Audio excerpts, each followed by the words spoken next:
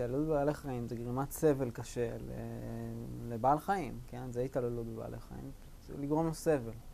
ויש כל מיני צורות שבהם באופן מתועש גורמים סבל לבעלי החיים, החל מפגיעה פיזית ישירה בגוף, כמו למשל חיתוך איברים ללא משכרי כאבים, שזה משהו שהוא מאוד נפוץ בתעשייה החקלאית. תנאים מאוד קשים, כלומר צפיפות מאוד גדולה בלולים עצמם, סביבה שהיא מאוד משעממת, שהיא מאוד מתסכלת את בעל החיים, שהיא גורמת לו עקה, סטרס, כן? שהיא לא מתאימה לצרכים הטבעיים שלו. מבחינת התעשייה החקלאית, ברגע שהעוף הגיע לגיל השחיטה, המטרה בעצם של התעשייה היא במינימום של השקעה כספית, להביא את העוף הזה, להגיע לגיל השחיטה, ושהוא ייתן כמה שיותר בשר.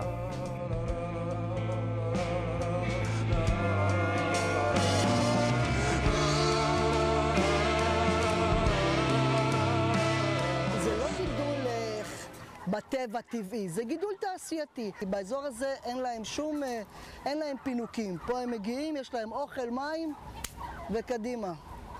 לחיות, זהו. לחיות? לחיות, כן. שימי, אנחנו מגדלים את זה כגידול תעשייתי. זה גידול כלוב סוללה זה איזשהו כלוב קטן שדוחסים אליו כמה תרנגולות, לרוב בערך 4-5 תרנגולות. כשלכל תרנגולת יש שטח שהוא פחות מדף נייר A4. הוא דף רגיל שכותבים עליו, זה פחות מזה. כמעט כל התרנגולות שמטילות הביצים שאנחנו קונים בסופר נמצאות בכלובים כאלה, כלובי סוללה. והכלוב הזה הוא גורם לתסכול מאוד גדול, כי הוא לא מאפשר גם לתרנגולת לבטא התנהגות טבעית שלה. הוא גם מאוד מלחיץ אותה, הוא לא מאפשר לה לזוז.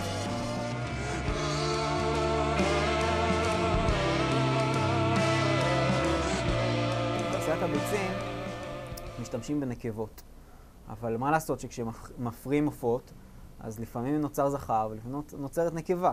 נכון? אז מה עושים עם הזכרים? אין מה לעשות איתם. לא יהיה משתלם לגדל אותם כלכלית. אז מה שעושים איתם זה פשוט ממיתים אותם. פשוט זורקים אותם לפח והם אחד על השני נחנקים. פשוט לוקחים אותם, שמים אותם בשקית גדולה, קושרים את השקית, שמים אותה בפח ואז הם נחנקים אחד על השני. אני רק יכול להגיד שאני יודע שאין אכיפה בכלל של התקנות. כן? כלומר, משרד החקלאות לא באמת אוכף חוקים ותקנות שקיימים.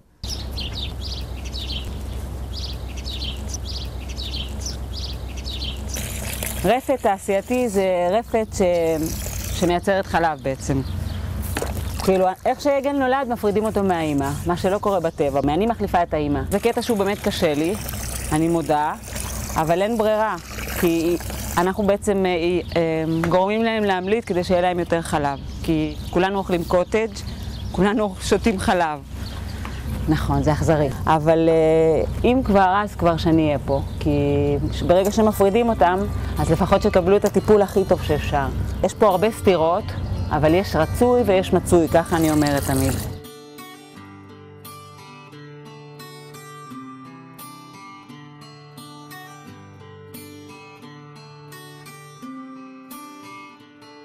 אנחנו לא יכולים את הפרות יותר מדי, אסור לחלוב את הפרות יותר מדי, כי זה פוגע בבריאות של העתיד. נהפוך, אנחנו חולבים אותה 3 פעמים ביום, הפרות הן רגילות לזה.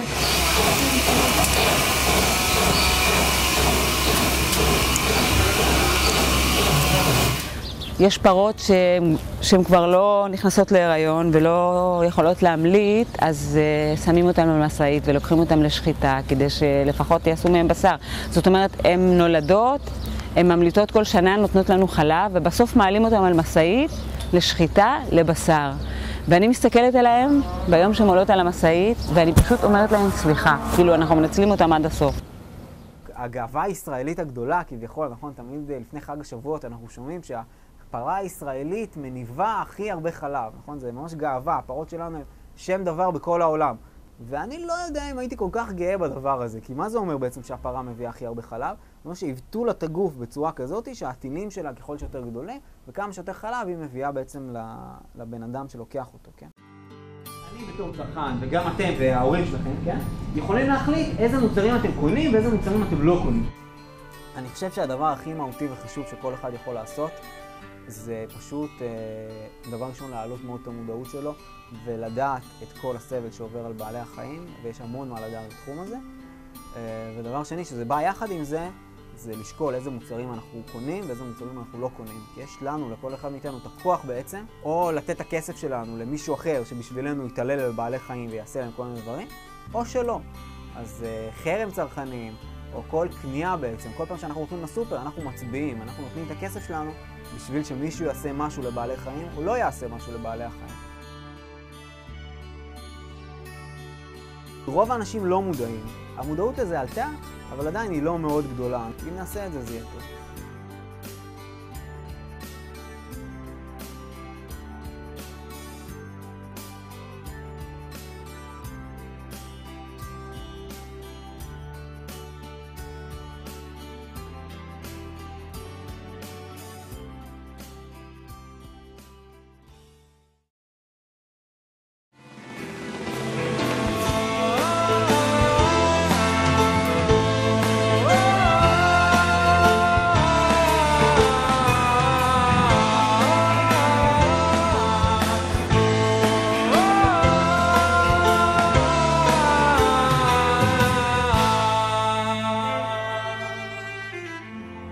יש לי סיכוי להינצל, אני חושב